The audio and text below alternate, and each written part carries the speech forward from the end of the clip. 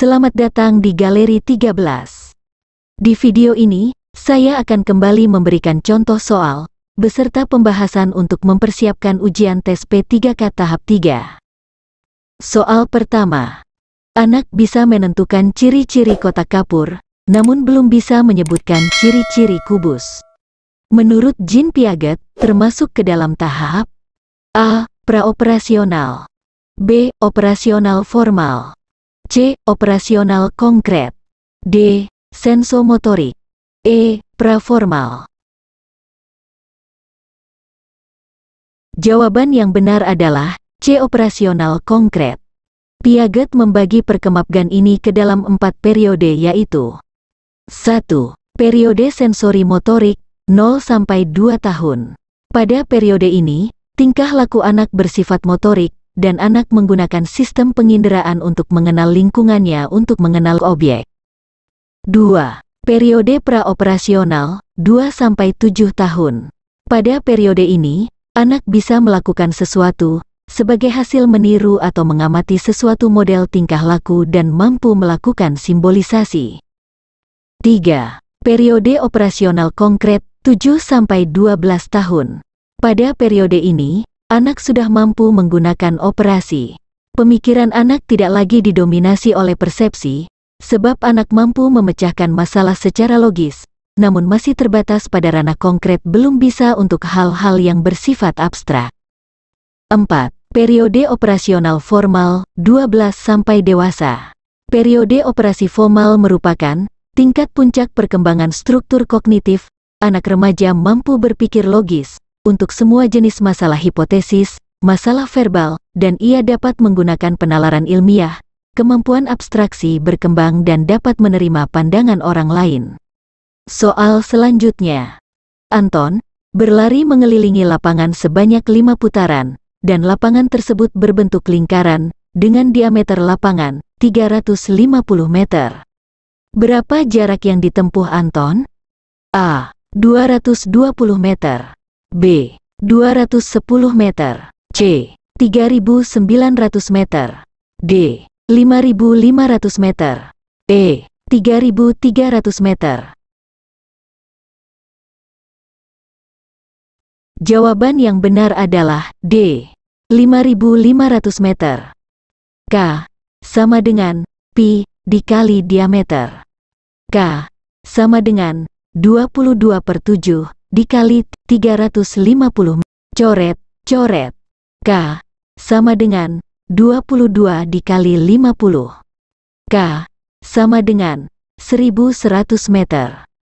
Karena Anton mengelilingi lapangan sebanyak 5 kali, maka jarak yang sudah ditempuh Anton adalah 5 dikali 1.100 sama dengan 5.500 meter. Soal selanjutnya. Perhatikan hal-hal berikut. 1. Berhembus pada malam hari. 2. Bertiup dari darat ke laut. 3. Merupakan angin kering. 4. Dimanfaatkan oleh nelayan untuk berangkat ke laut. 5. Angin yang mengandung kelembapan. 6. Dimanfaatkan oleh nelayan kembali ke daratan setelah berlayar semalaman. Yang merupakan ciri-ciri angin darat adalah A. 1, 2, 3, 4. B. 1, 2, 4, 5. C. 1, 2, 5, 6. D. 1, 3, 5, 6. E. 1, 4, 5, 6. Jawaban yang benar adalah A1, 2, 3, 4. Angin darat adalah angin yang bergerak dari daratan ke lautan. Angin darat memiliki ciri-ciri sebagai berikut. 1. Angin darat adalah angin lepas pantai. 2. Angin darat yang berhembus pada malam hari. 3. Angin darat bertiup dari darat ke laut. 4. Angin darat merupakan angin kering. 5. Angin darat dimanfaatkan oleh nelayan untuk berangkat ke laut.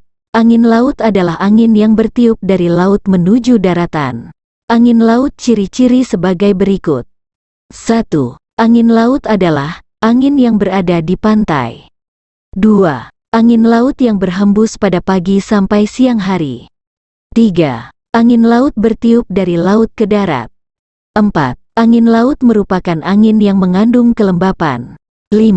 Angin laut dimanfaatkan oleh nelayan kembali ke daratan setelah berlayar semalaman. Soal selanjutnya.